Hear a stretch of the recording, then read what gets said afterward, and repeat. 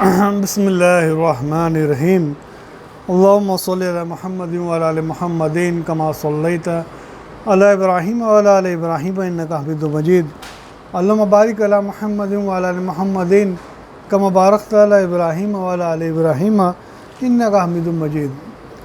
چلیے چلتے ہیں فضائل صدقات کے درس میں۔ آج انشاءاللہ سنیں گے ہم حدیث نمبر 3۔ اس کے پہلے ہم جو فضائل صدقات میں ہم سن چکے ہیں، جس میں مال خرچ کرنے کے تعلق سے اللہ کے نبی صلی اللہ علیہ وسلم نے جو ترغیب دی تھی، آج اس کے آگے ہم لوگ بڑھیں گے۔ اور تم لوگ اللہ کے راستے میں خرچ کیا کرو اور اپنے آپ کو اپنے ہاتھوں تباہی میں نہ ڈالو، اچھی طرح کیا کرو، بے شک حق تعالی محبوب رکھتے ہیں اچھی طرح کام کرنے والوں کو۔ حضرت حذیفہ رضی اللہ عنہ فرماتے ہیں کہ اپنے آپ کو ہلاکت میں نہ ڈالو یا فقر کے ڈر سے اللہ کے راستے میں خرچ کرنے کا چھوڑ دینا ہے۔ حضرت ابن عباس رضی اللہ عنہ فرماتے ہیں کہ ہلاکت میں ڈالنا یہ نہیں ہے کہ آدمی اللہ کے راستے میں قتل ہو جائے، بلکہ اللہ کے راستے میں خرچ سے رک جانا ہے۔ حضرت ضحاک بن زبیر رضی اللہ عنہ فرماتے ہیں کہ انصار اللہ کے راستے میں خرچ کیا کرتے تھے اور صدقہ کیا کرتے تھے۔ ایک سال قحط ہو گیا، ان کے خیالات برے ہو گئے اور اللہ کے راستے میں خرچ کرنا چھوڑ دیا۔ اس پر یہ آیت شریفہ نازل ہوئی جو ہم نے ابھی بھی جس کا ہم نے ترجمہ سنا۔ چلیے آگے بڑھتے ہیں۔ حضرت اسلم رضی اللہ عنہ کہتے ہیں کہ ہم قسطنطنیہ کی جنگ میں شریک تھے۔ کفار کے بہت بڑی جماعت مقابلے پر آ گئی۔ مسلمانوں میں سے ایک شخص تلوار لے کر اس کی صف میں گھس گیا۔ دوسرے مسلمانوں نے شور کیا کہ اپنے آپ کو ہلاکت میں ڈال دیا۔ حضرت ایوب انصاری رضی اللہ عنہ بھی اس جنگ میں شریک تھے۔ وہ بڑے کھڑے ہوئے اور ارشاد فرمایا کہ وہ اپنے آپ کو ہلاک میں ڈالنا نہیں ہے۔ تم اس آیت شریفہ کا مطلب یہ بتاتے ہو؟ یہ آیت تو ہمارے بارے میں نازل ہوئی ہے۔ بات یہ ہوئی تھی کہ جب اسلام کو فروغ ہونے لگا اور دین کے حامی بہت سے پیدا ہو گئے، تو ہماری یعنی انصار کی چپکے یہ رائے ہوئی کہ اب اللہ جل شانہ نے اسلام کو غلبہ تو عطا فرما دیا اور لوگوں میں دین میں مددگار بہت سے پیدا ہو گئے ہیں، ہمارے عمل کھیتیاں وغیرہ عرصے سے خبرگیری پوری نہ ہو سکے کی وجہ سے برباد ہو رہے ہیں، ہم ان کی خبرگیری اور اصلاح کر لیں۔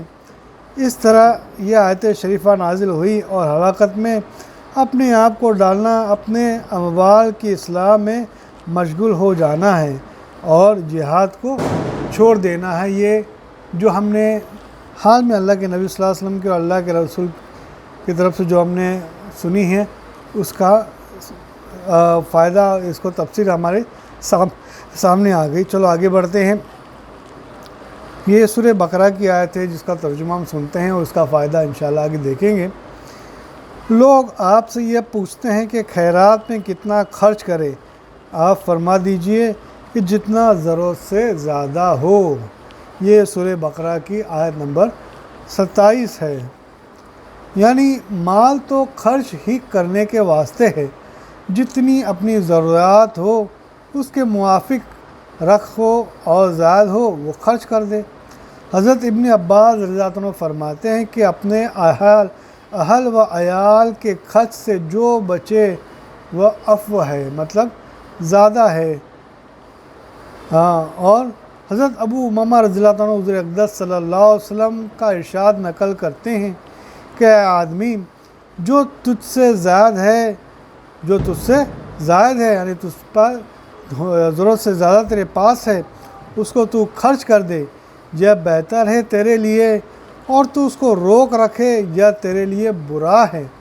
اور بقدر ضرورت پر کوئی ملامت نہیں، اور خرچ کرنے میں ان لوگوں میں ابتدا کر جو تیرے عیال ہیں، اور اونچا ہاتھ یعنی دینے والا ہاتھ بہتر ہے اس ہاتھ سے جو نیچے ہو یعنی لینے والا پھیلا ہوا ہو۔ حضرت عطا رضی اللہ عنہ سے بھی یہی نقل کیا گیا ہے کہ افق سے مراد ضرورت سے زائد چیز ہیں، جو اس سے زیادہ مال ہیں۔ حضرت ابو سعید خدری رضی اللہ عنہ فرماتے ہیں کہ ایک مرتبہ حضور اقدس صلی اللہ علیہ وسلم نے ارشاد فرمایا کہ جس کے پاس سواری زائد ہو وہ ایسے شخص کو سواری دے جس کے پاس سواری نہیں ہے، اور جس کے پاس توشہ زائد ہو وہ ایسے شخص کو توشہ دے جس کے پاس توشہ نہ ہو۔ حضور اقدس صلی اللہ علیہ وسلم نے اس قدر اہتمام سے یہ بات فرمائی کہ ہمیں یہ گمان ہونے لگا کہ کسی شخص کا اپنے پاس کسی ایسے مال میں حق ہی نہیں ہے جو اس کی ضرورت سے زائد ہو، اور کمال کا درجہ ہے بھی یہ کہ یہ آدمی کی اپنی واقعی ضرورت سے زائد جو چیز ہے وہ خرچ ہی کرنے کے واسطے ہیں، جمع کرنے کے واسطے نہیں ہیں۔ بعض علماء نے عفو کا ترجمہ سہل کا کیا ہے، یعنی جتنا آسانی سے خرچ کر سکے کہ اس کو خرچ کرنے سے خود پریشان ہو اور دنیاوی تکلیف میں مبتلا نہ ہو، اور دوسرے کا حق ضائع ہونے سے آخرت کی تکلیف میں مبتلا نہ ہو۔ حضرت ابن عباس رضی اللہ عنہ سے نقل کیا گیا ہے کہ بعض آدمی اس طرح صدقہ کرتے تھے کہ اپنے کھانے کو بھی ان کے پاس نہ رہتا تھا، حتیٰ کہ دوسرے لوگوں کو ان پر صدقہ کرنے کی نوبت آ جاتی تھی۔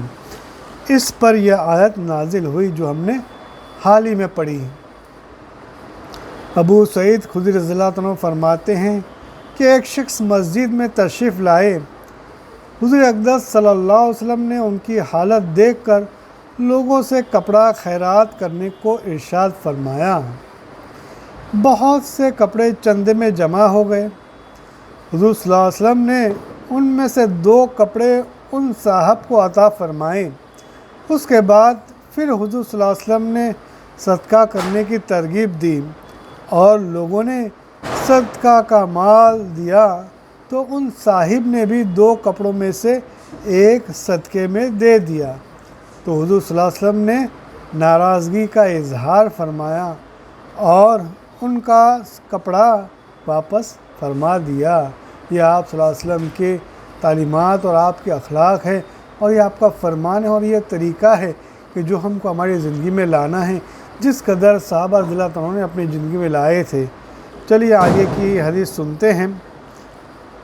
یہ سورہ بقرہ کی 33ویں آیت میں سے ہے۔ کون ہے ایسا شخص جو اللہ جل شانہ کو قرض دے؟ اچھی طرح قرض دینا بھی اللہ تعالیٰ ان کو بڑھا کر زیادہ کر دے، اور خرچ کرنے سے تنگی کا خوف نہ کرو کہ اللہ جل شانہ کی تنگی اور فراخی کرتے ہیں، اسی کے قبضے میں ہے، اور اسی کی طرف ہم کو مرنے کے بعد لوٹ کے جانا ہے، یعنی لوٹائے جاؤ گے۔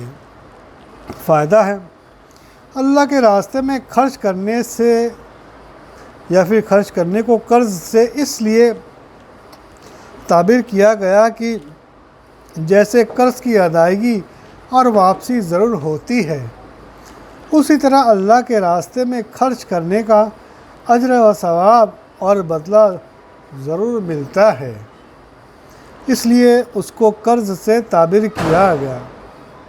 حضرت عمر رضی اللہ عنہ فرماتے ہیں کہ اللہ تعالیٰ کو قرض دینے سے اللہ کے راستے میں خرچ کرنا مراد ہے۔ اللہ ہم سب کو بھی اس کی توفیق ہم سب کی جلد سے جلد عطا فرمائے، زیادہ سے زیادہ عطا فرمائے۔ چلیے آگے سنتے ہیں۔ حضرت ابن مسعود رضی اللہ عنہ فرماتے ہیں کہ جب یہ آیت شریفہ نازل ہوئی